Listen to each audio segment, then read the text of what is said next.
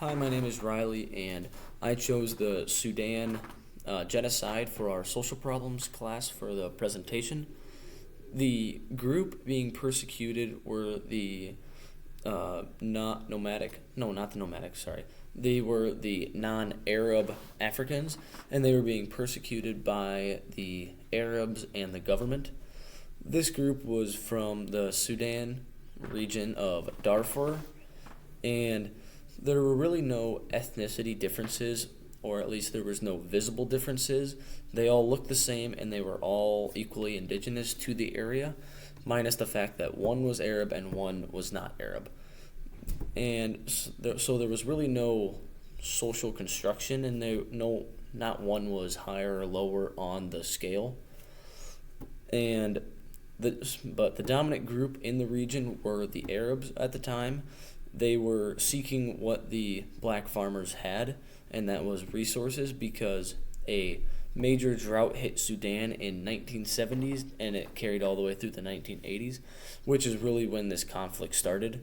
They were seeking resources like natural resources because they were nomadic, and the drought was hitting, and it was really hard for them to find these certain types of resources that they needed. So it really became a competition over the land between the nomadic Arabs and the farming black groups. The blacks resented the Arabs and pushed back because the government supported the Arabs and they didn't support them and their local groups, which they really thought was unfair.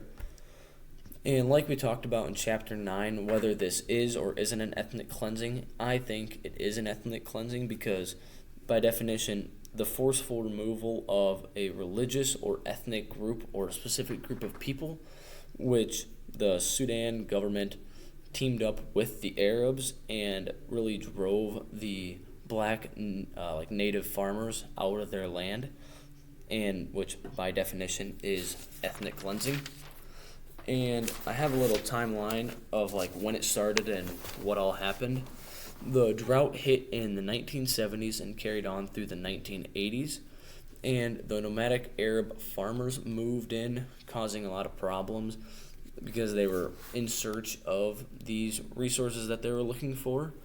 And in the 1987 and 1989 was really the first major conflict because the Arab herders moved too far into the native black farming groups, their land, and this is when part of the non-Arabic rebels kind of groups attacked a government position, which really was kind of the spark of the genocide, because the Sudan government responded with the Arab troops who they supported. They moved them into the black farmers area, and the Arabs started targeting the villages, carrying out mass killings, rapes, and lots of destruction.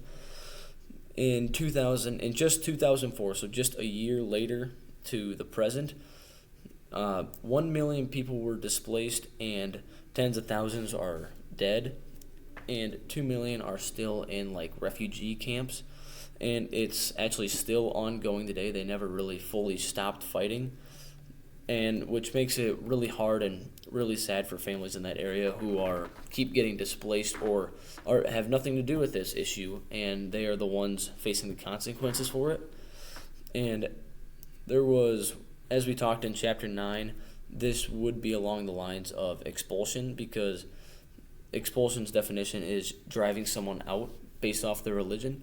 And I know it wasn't entirely off their religion, and it was mostly off of resources, but one was Arabic and one was non-Arabic, which I don't think resources were all of it, and the Arabs really wanted control of that region, and which they ended up getting.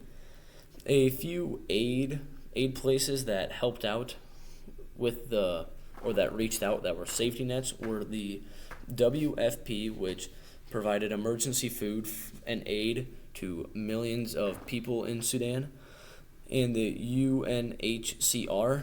This group supported refugees who fled to Chad, which was a neighboring country, that's where a lot of the displaced people had to go, and the refugees.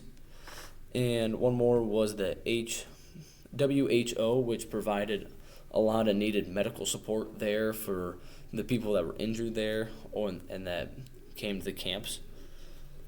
Kind of wrapping up, this was an extreme genocide. I mean, tens of thousands of people died. And this doesn't really make the news like nowadays, and how it's still ongoing and kind of gets swept under the rug, which I just really don't feel is right. And there maybe should be some spotlight on it and trying to help the Sudan people out, because they didn't want this. They were in their own native land and they started getting pushed out. So I really don't think this genocide gets enough attention.